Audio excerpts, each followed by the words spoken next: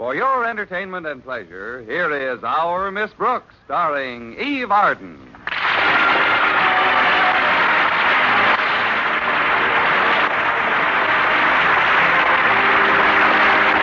Our Miss Brooks teaches English at Madison High School, and like many other teachers, started last Monday. And like many other teachers, I attended a faculty meeting Monday afternoon.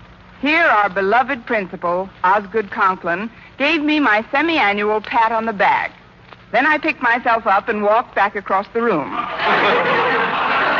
And he instituted his new crackdown plan. More discipline, less horseplay, everybody toe the line, run the school in an orderly manner. After this mirth-provoking monologue, he chewed up a little furniture and stalked out. Well, maybe it was the faculty meeting, or then again, maybe it was the watercress and cucumber sandwich I had before retiring. At any rate, I remember lying in bed Monday night and dozing off, when suddenly I seemed to be awakened by a loud pounding at my door. What is it? Who's there? It is I, Osgood Conklin, your beloved principal. I'm coming in. Mr. Conklin, is anything wrong? Wrong? There's plenty wrong. We've got to crack down. More discipline. Less horseplay. Everybody toe the line. Run the school in an orderly manner. But, Mr. Conklin, is this your idea of less horseplay? I was fast asleep. Oh, then I hope I'm not disturbing you. I'll go right on sleeping. Good. Miss Brooks, I've got to talk to you. Well, pull up a cucumber sandwich and sit down. Thank you. Mr. Conklin, you're biting the arm of my chair. Yes, so I am. Sorry, but you know how I get when I'm upset. Now then, Miss Brooks, we've got to have more discipline. Got to have discipline. Got to have discipline. Got to have discipline. You hear me, Miss Brooks? I just heard 4 of you. You're right. There are 4 of me. More discipline, Conklin. Less horseplay, Conklin. Toe the line, Conklin. And run the school in an orderly manner, Conklin. I wish I could add just one more. Which one? Rest in peace, Conklin. Enough of these pleasantries, Miss Brooks. As you know, our profession teaches us that we must learn by doing. So, here we go. Everybody up, up, up, up, up. Rise and shine. Leave the sack. Leave the sack? Mr. Conklin, are you telling me to get up now? Miss Brooks, do I have to dump your bed? No, sir, I'm getting up. That's right. Now then, setting up exercises. Hands on shoulders. Place. Now touch the floor. 1, 2... Sound off. 3, 4... Open the door. 5, 6... Why don't I pick up some sticks and beat him over the head with them? You're nervous, Miss Brooks. Overwrought. You should get more rest. Oh, now we're on the same side. I'll get back in bed, and you just fade into the woodwork. Not so fast, young woman. First, we must practice our daily hair treatment. Hands on head. Place. Now then, rub. 1, 2, 3, 4. 1, 2, 3, 4. How is that, Mr. Conklin? Am I doing it right? Oh, it feels great, Miss Brooks. I should have 8 new hairs by Monday. Keep it up. 1, 2, 3, 4. 1, 2, 3, 4.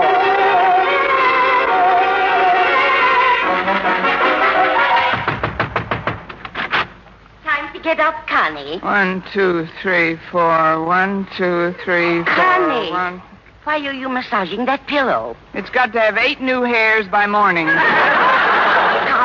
Connie, wake up. Huh?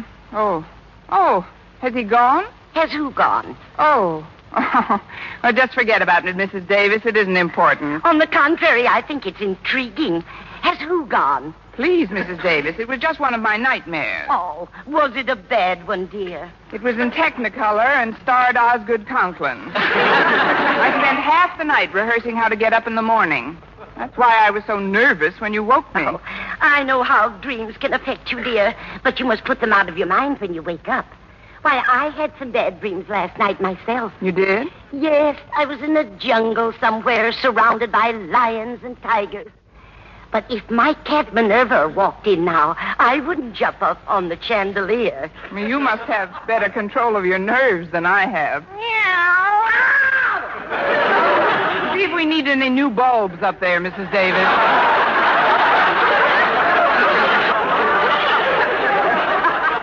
Minerva, where in the world did you come from? Oh, I haven't told her about that yet, Connie. She's only a kitten.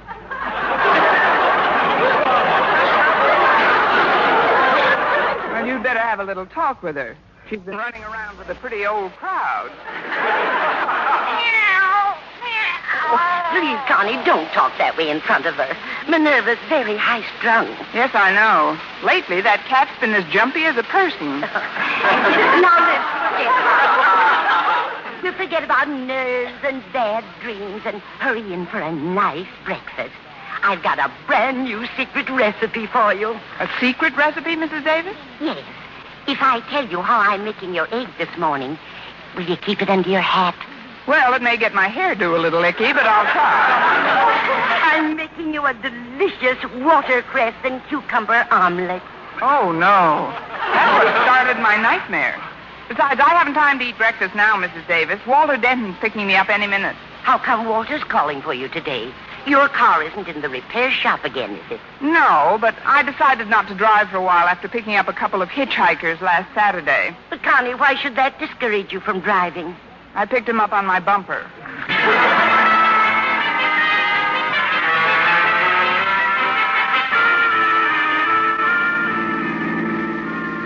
Would you lean over toward my side of the car a little more, please, Miss Brooks? Why, Walter Denton, what have you in mind? Oh, it's nothing personal. I just want to get a good look at you in my rear view mirror. Yup, it's just as I thought. You look harassed and bedeviled. Yeah, but lovely. Well, thank you, Walter. Sort of. But, Walter, to what do I owe these backhanded gallantries? Yeah, I was afraid you might take exception to my frankness. But I mean it all for your own good, Miss Brooks. If I have been less voluble concerning your obvious charms in the past, know, too, that I have been less voluble about the human frailties which you, like all mankind, have sometimes fallen heir to. Except, then, my plea for leniency. I'll grant you a full pardon if you'll tell me what you're talking about. Just what are you trying to wheedle out of me, Walter? Well, now that you mention it, there is something you can do to help both of us out. I thought so. What is it? Oh, it's like this. You, like several of the other teachers, will be assigned to the stockroom during your free period to take inventory and give out supplies. I see. And what does my good friend Raffles have in mind? We split a carload of pencils and retire? Oh, no, Miss Brooks. My motives are purely altruistic.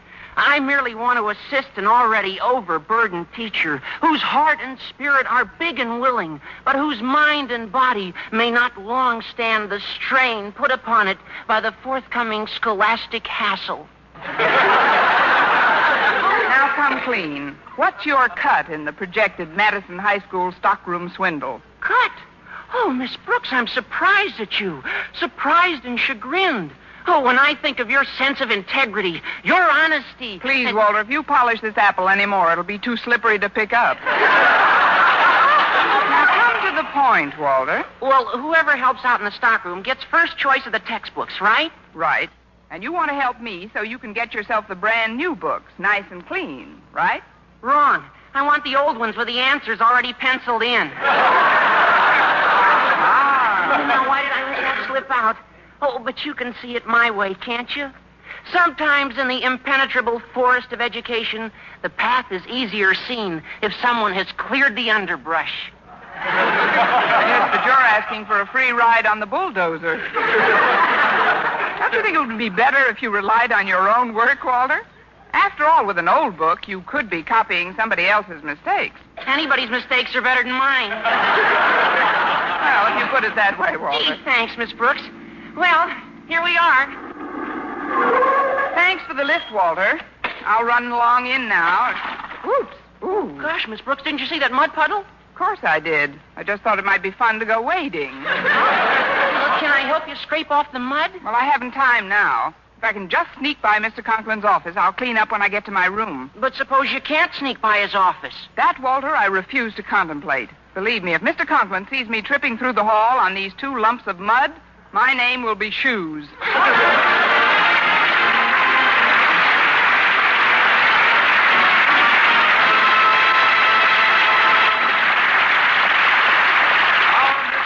Starring Eve Arden Gordon will continue in just a moment. But first... Perhaps the best known example you.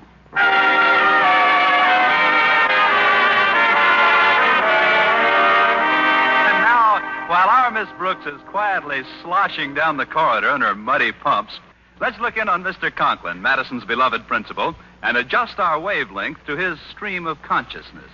So we come to the start of another school day. A nice muggy one at that, as if I needed bad weather to make me irritable. The teachers in this school have simply got... Now, who's that tracking her dirty shoes through our hallowed halls? Think she's going to sneak past my office, does she? Well, we'll just wait till she's even with the door. And then... Oh, who knows that?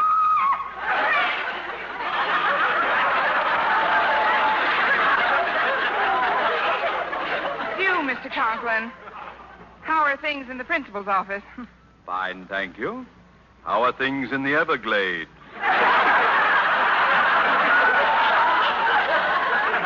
Just take those shoes off and step in here for a moment, Miss Brooks. I want to talk to you.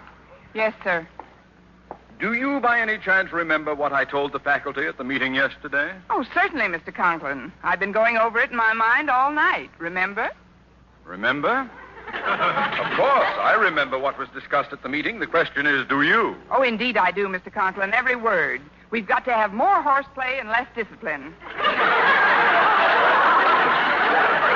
What's that? I mean, we've got to crack up. Crack down.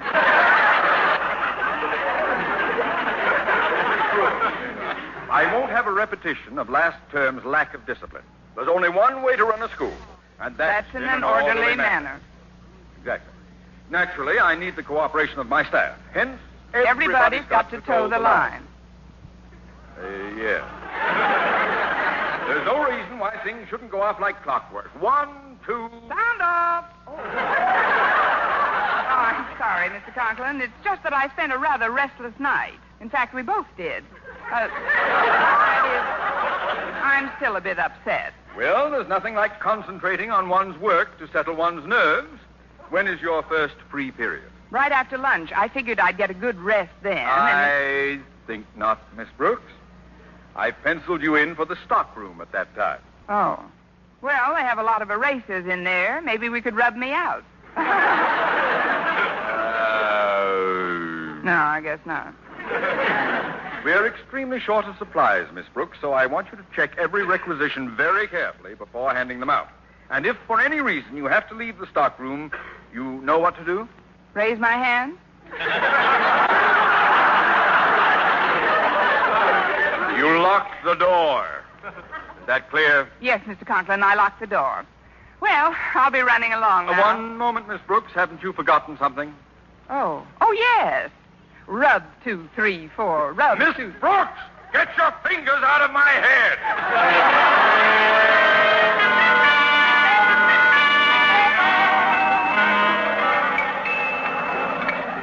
I thought lunch period would never get here, Mr. Boynton. Oh, me either. I'm starved. Yeah, I'll just put our tray down and sit opposite you. There. Now, it's funny how we happened to bump into each other at the entrance of the cafeteria. Quite a coincidence. Yes, it was. Of course, I had to run a little. But I think it's nice to have someone take you to lunch, don't you? Yes, I do, Miss Brooks. It was grand of you to ask me. Would you mind passing my soup over, please? Here you are, Mr. Boynton. Nothing like a good hot plate of soup to warm you up. Gosh, that laboratory of mine's like an igloo. Even my hands are freezing. Let's feel them. Say, they are cold. Well, yours are nice and warm. How'd they get that way? I had them in your soup.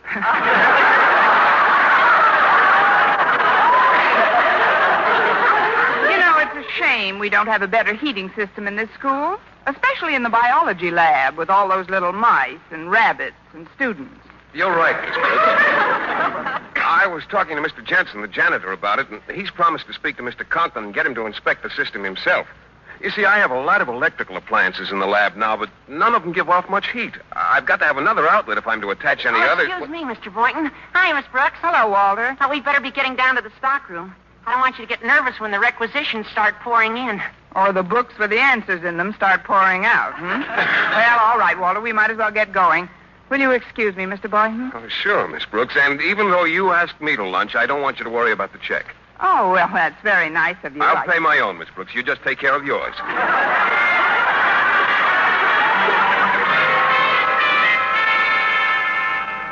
Well, the worst part of the supply rush is over, Miss Brooks. And now we can sort of take inventory of the surplus stuff that we can use. That is, you can use for your class. Like what, Walter? Oh, paper, pencils, staplers. They bring 40 to 50 cents on the outside. And I really need one for my schoolwork. And then there are inkwells, paper clips. This stockroom is only 2 doors from your room, Miss Brooks. Why don't I get an armful of stuff and stash it away under your desk right now? Walter, I am an English teacher, not a fence. There's no such thing as surplus in the school system. Everything has to be requisitioned and... Wait a minute, what's this? That? Oh, that's an electric heater, Miss Brooks. An electric heater, Why, that's just what Mr. Boynton needs for his lab. I know what. I'll hook it up right now and surprise him. But what about a requisition? Walter, can I trust you? Oh, you know you can, Miss Brooks. Of course, and I do. So if you'll keep quiet about this heater, I'll get you a requisition for a brand new stapler. Gee, that's swell of you, Miss Brooks.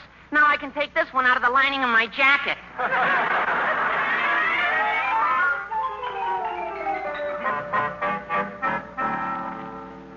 Well, Harriet, where's the heater I sent you for? It wasn't there, Daddy. I looked all over the stockroom, but there wasn't a trace of it. Did you ask Miss Brooks about it? Miss Brooks wasn't there. Nobody was there. And the door was open? No wonder my heater's missing. I distinctly told her... Now what? Come in! Excuse me, Mr. Conklin, but I've got to talk to you right away. Oh, hello, Mr. Jensen. Hello, Harriet. I better be going now, Daddy. I've got a class in a few minutes. All right, Harriet. Now, what is it, Jensen? I'm rather busy right now. Oh, this is important, sir. As custodian of the building, I feel it's my duty. You feel what is your duty? To tell you, sir. To tell me what? Please, Mr. Conklin, don't shout. That's one of the reasons. That's one of the reasons for what?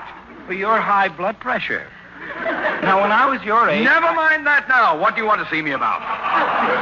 Biological laboratory. The furnace vent isn't large enough to heat that big room. It's so cold in there, Mr. Boynton's had to put earmuffs on the rabbits.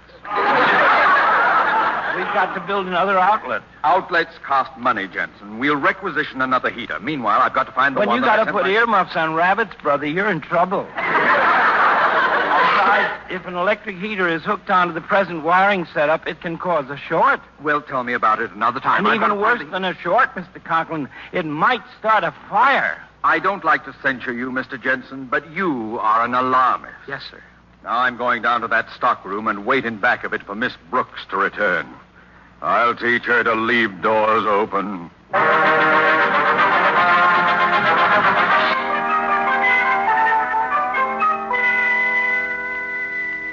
I'm glad we set up the heater in here before Mr. Boynton came back, Walter. Yeah, he'll sure be surprised, I bet. Come on, Miss Brooks. Oh, there's the next class. I've got you in English this period. That's a coincidence, Walter. I've got you, too. Oh, Walter, here's the stockroom and the door's still ajar. Didn't you lock it when we left? No, I thought you did. Give me that key. There. Mr. Conklin would have a fit if he found this door open.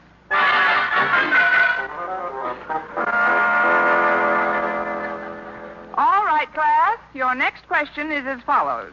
In The Mill on the Floss, George Eliot writes about a gentleman who is often compared with a gentleman in Silas Marner.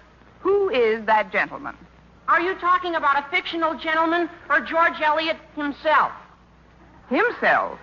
Walter, it happens that she wasn't exactly a gentleman. So what? He was a darn good writer. Next question. Goodness, that heating system is really noisy. Hello! Hello! Quiet the voice. It's coming out of the vent here. What? Quiet a minute. Let me listen. Hello! Hello there!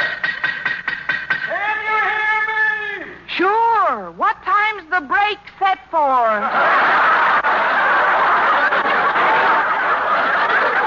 Who are you? It sounds like Daddy.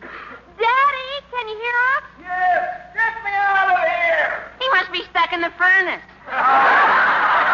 Nonsense, Walter. He was going to inspect the heating system. He's probably just stuck in a pipe somewhere. In a pipe somewhere? Oh, I'll go call the fire department. Harriet, you stay here and chat with your father.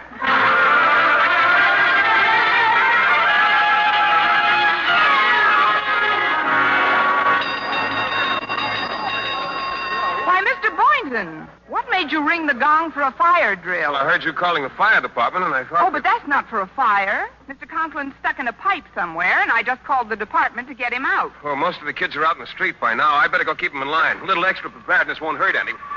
Stuck in a pipe. Oh, I'd better get back to my own room now.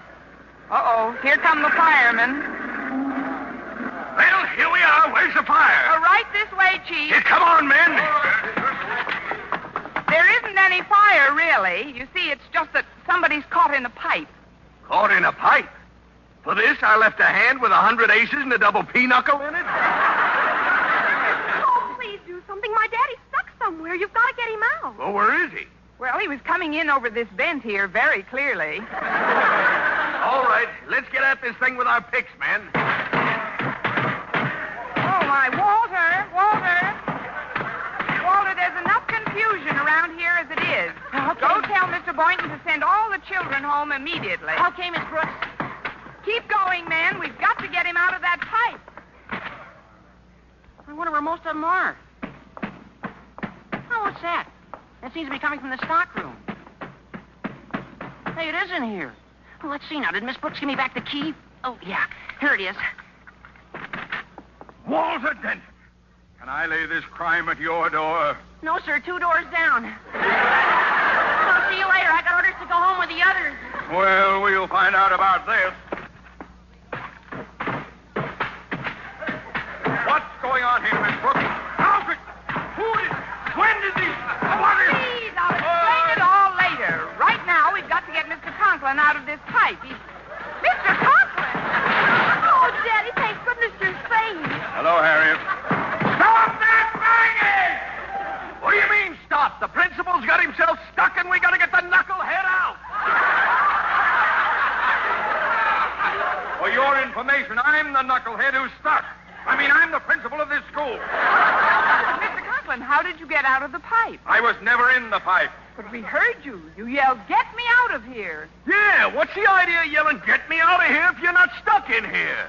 I was locked in the stockroom. Obviously, this heat event connects with the vent in there, and as any idiot could figure out, well, how does any idiot get himself locked in a stockroom? That will be all of that. I've had enough abuse from the fire department. Yes, we've had enough abuse from the fire department. Quiet, Miss Brooks. Now then, firemen, please remove your pickaxe from the school woodwork. Well, you needn't get so huffy.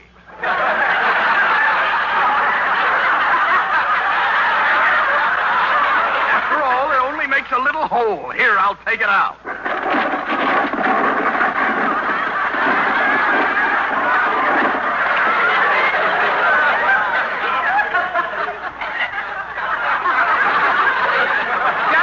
Needed a larger classroom. Now then, Miss Brooks, I want some explanations, and I want them fast. Yes, sir. Who locked me in the storeroom? Where are all the students? Who called the fire department? Yeah, that's what I'd like to know. Don't you realize that these false alarms cost the city money? Now we got to pack all our stuff up. What are all you firemen standing around for? Why don't you do something? Relax, Mr. Boynton. Mr. Conklin's out now. There's nothing left to do. Nothing left to do, but my lab is on fire. What? That's more like it. Come on, man!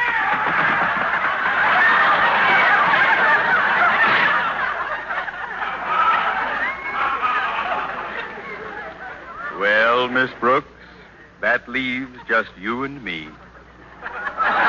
You and me and one more question. What's that, Mr. Conklin? Did you happen to run across an electric heater in the stockroom? Yes, I did. And did you happen to connect it anywhere? Like Mr. Boynton's laboratory, for instance? Yes, I did. A funny thing about that. I was told by Mr. Jensen just this morning that another electrical appliance on that circuit would cause a fire. Now, you've got to be punished, Miss Brooks. You hear me? You've got to be punished!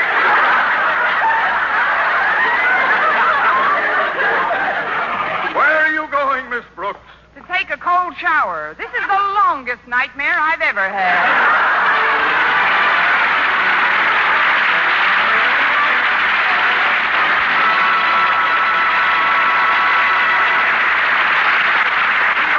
Now, Miss Brooks, return to But first... Hello there. This is Dell's Good Neighbors.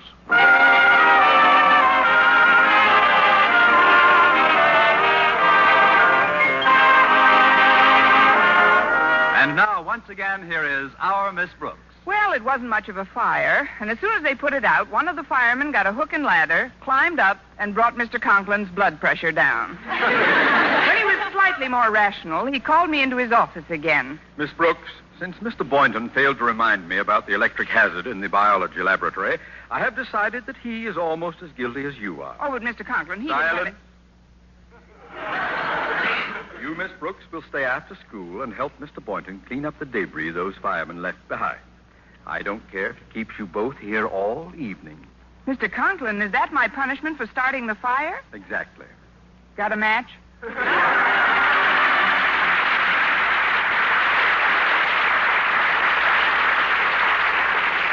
Our Miss Brooks, starring Eve Arden, is produced by Larry Burns, written and directed by Al Lewis, with music by Wilbur Hatch.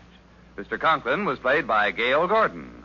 Others in tonight's cast were Jane Morgan, Dick Crenna, Gloria McMillan, Arthur Q. Bryan, and Frank Nelson. Be with us again next week at this same time for another comedy episode of Our Miss Brooks. This is Jimmy Matthews speaking.